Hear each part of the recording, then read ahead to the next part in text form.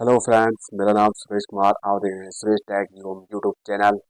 आज मैं इस वीडियो में बात करने वाला हूँ Samsung Galaxy M34 pro 5G phone के फीचर्स के बारे में। वीडियो स्टार्ट करने से पहले लाइक शेयर कमेंट कीजिए और सब्सक्राइब कीजिए इस वीडियो को, ताकि आपको हर दिन अनबॉक्सिंग की वीडियो दिखती रहे।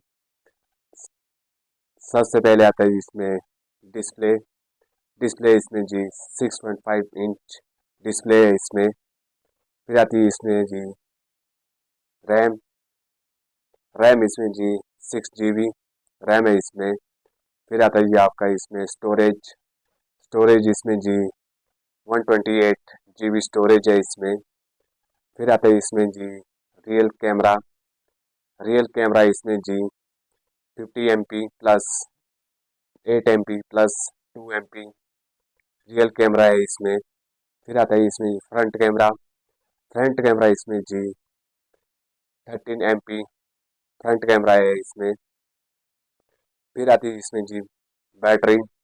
बैटरी इसमें जी 6000 mAh बैटरी है। और इसके साथ चार्जर जी हमारा 25 वोल्ट का है, जो कि इसमें चार्जर है। और ये वीडियो अच्छी लगी तो लाइक शेयर कमेंट कीजिए। इस वीडियो में नए हैं तो सब्सक्राइब कीजिए। Thank you.